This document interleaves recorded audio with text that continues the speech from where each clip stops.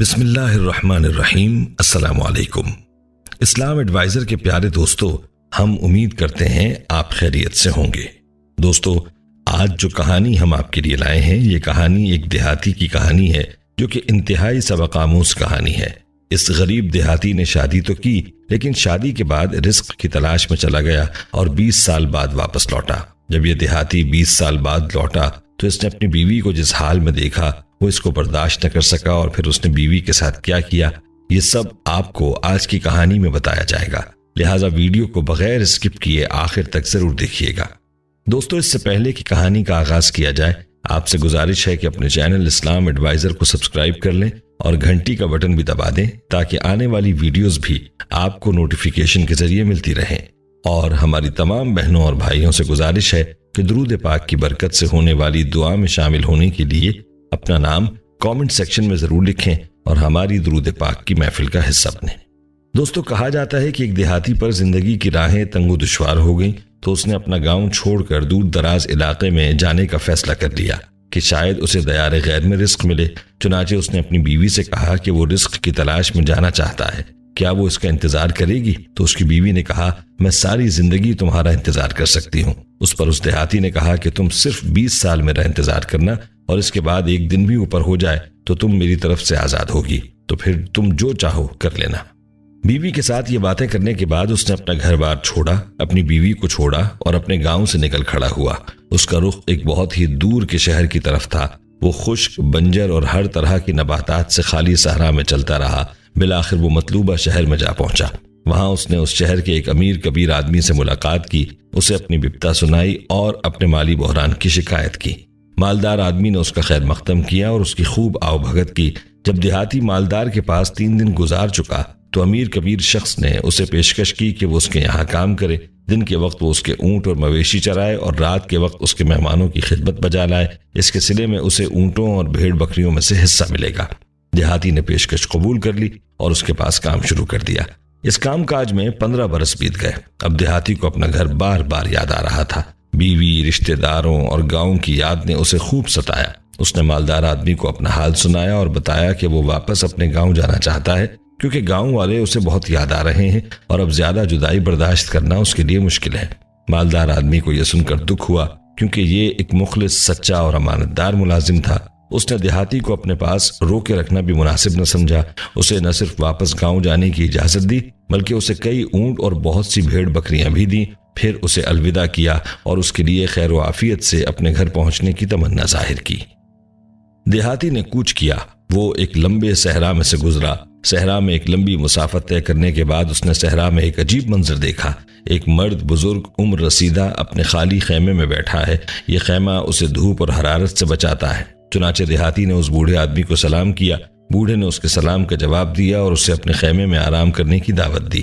دیہاتی نے اس کی یہ پیشکش قبول کر لی۔ بوڑھے نے اسے کھجوریں، پانی اور قہوہ پیش کیا۔ دیہاتی نے بوڑھے سے اس کے کام کاج کی بابت دریافت کیا۔ بوڑھے نے اسے بتایا کہ وہ تجارت اور سوداگری کرتا ہے۔ یہ سن کر دیہاتی بولا، آپ کس چیز کی تجارت کرتے ہیں اور آپ کا سامان کہاں ہے؟ بوڑھے نے جواب دیا، میں نصیحتیں فروخت کرتا ہوں۔ دیہاتی نے حیران ہو کر پوچھا، آپ نصیحتیں بیچتے ہیں؟ ایک نصیحت کتنے کی؟ بوڑھا بولا، ہر نصیحت 1 اونٹ کی۔ دیہاتی نے بوڑھے کی بات پر سر جھکا کر کچھ دیر کے لیے سوچا اور پھر ایک نصیحت کی غیر معمولی قیمت پر غور کیا۔ آخرکار اس نے فیصلہ کر لیا کہ وہ ایک نصیحت ضرور خریدے گا، خواہ اسے اس کی کتنی ہی قیمت چکانا پڑے۔ چنانچہ اس نے بوڑھے سے کہا، آپ مجھے نصیحت کیجئے، میں آپ کو 1 اونٹ دوں گا۔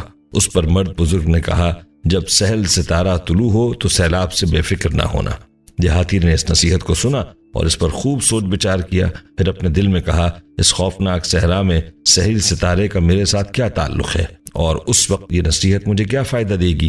ایک لمبی سوچ کے بعد اس نے اپنے آپ سے کہا، یہ نصیحت تو میرے لیے بے فائدہ ہے، میں دوسری نصیحت خریدتا ہوں، شاید کہ پہلے نقصان کی کچھ تلافی ہو جائے۔ پہلی نصیحت تو فضول ہے، مجھے اس کے بدلے 1 اونٹ سے محروم ہونا پڑا ہے۔ دیہاتی نے بوڑھے سے دوسری نصیحت کی درخواست کی تو مرد جہاں دیدہ نے اسے یہ نصیحت کی، اس آدمی پر کبھی اعتماد نہ کرنا جس کی آنکھیں چمکیلی ہوں اور دانتوں کے درمیان خلا ہو۔ اب دیہاتی نے اس دوسری نصیحت پر غور و فکر کیا تو اسے اس میں بھی کوئی فائدہ نظر نہ آیا۔ اس نے بوڑھے سے کہا، اب مجھے تیسری نصیحت کیجیے، میں آپ کو 3 اونٹ دیتا ہوں۔ بوڑھے نے اسے یہ نصیحت کی کہ پچھتا کر سو جانا مگر خون کر کے نہ سونا۔ دیہاتی کے خیال میں یہ تیسری نصیحت پہلی 2 نصیحتوں کی طرح بیکار تھی، مگر اس نے تیسرا اونٹ بھی دے دیا اور بوڑھے سے اجازت لے کر اپنی منزل کی جانب چل پڑا۔ اس کے اونٹ، بھیڑ، بکریاں بھی اس کے ساتھ تھیں۔ اس کا رخ اپنے گاؤں کی طرف تھا۔ دیہاتی کئی دنوں تک صحرا میں چلتا رہا۔ اسے سخت مشقتوں کا سامنا کرنا پڑا، تھکاوٹ ہوئی۔ صحرا کی گرمی نے اسے اس قدر بے حال کر دیا کہ وہ مرد بزرگ کی تینوں نصیحتوں کو بھول گیا، اور اسے یہ بھی یاد نہ رہا کہ اس نے کسی سے اتنی زیادہ مہنگی نصیحتیں خریدی ہیں۔ آخر ایک رات دیہاتی صحرا میں خیمہ زن لوگوں کے پاس جا پہنچا۔ ان لوگوں نے ایک وادی کے نشیب میں اپنے خیمے گاڑے ہوئے تھے۔ انہوں نے دیہاتی کا احترام کیا اور اس کی مہمان نوازی کی، اسے کھانا کھلایا اور اس کے چوپاؤں کے لیے گھاس پیش کی۔ اس نے یہ رات ان کے پاس گزاری۔ وہ ابھی جاگ رہا تھا کہ آسمان پر اس کی نگاہیں ستاروں کا مشاہدہ کر رہی تھیں تو اچانک سہیل ستارہ دکھائی دیا۔ وہ گھبرا کر اٹھا، لوگوں کو جگایا اور انہیں مرد بزرگ کی نصیحت سے آگاہ کیا۔ اس نے ان سے درخواست کی کہ وہ لوگ اس وادی کے نشیب سے باہر نکل جائیں اور وادی کے پاس پہاڑوں پر چڑھ جائیں، مگر لوگوں نے اس کا مذاق اڑایا، اسے بے عقل اور ناسمجھ قرار دیا اور اس کی بات کو بیکار کہا۔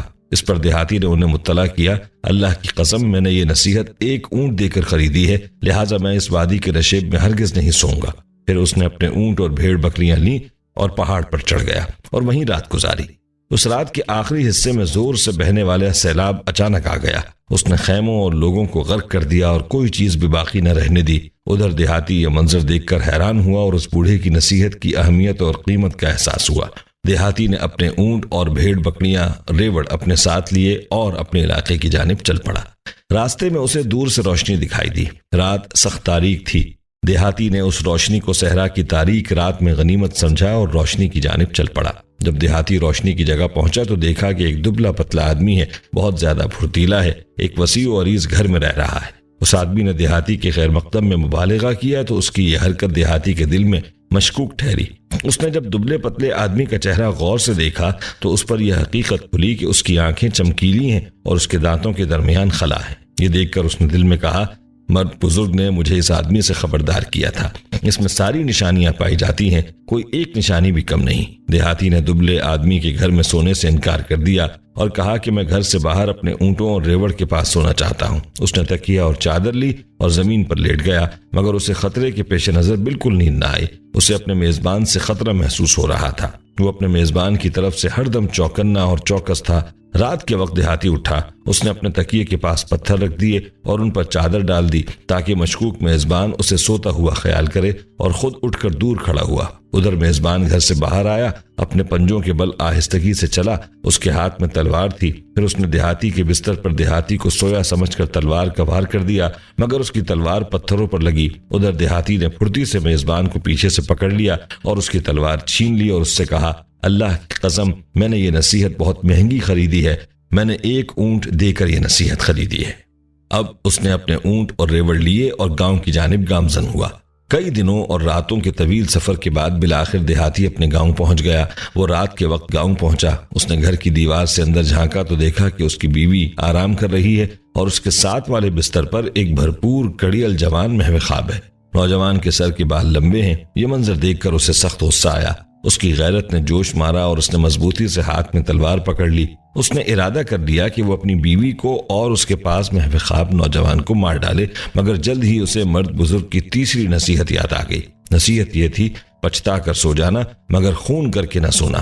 اس کے ساتھ ہی وہ پرسکون ہو گیا۔ اس نے اپنے آپ پر قابو پا لیا اور اپنے ارادے سے باز آیا۔ وہ گھر سے پیچھے ہٹا اور گاؤں سے باہر نکل کر اپنے اونٹوں اور بھیڑ بکریوں کے پاس سو گیا۔ صبح ہوئی تو اس نے نماز فجر ادا کی۔ اب گاؤں کے لوگوں کو اس کی آمد کا علم ہوا۔ لوگ اس کے پاس گئے، سلام کیا، اس کا خیر مقدم کیا۔ پھر وہ اسے وہ اہم واقعات بتانے لگے جو اس کی گاؤں سے طویل غیر حاضری کے بعد رونما ہوئے تھے۔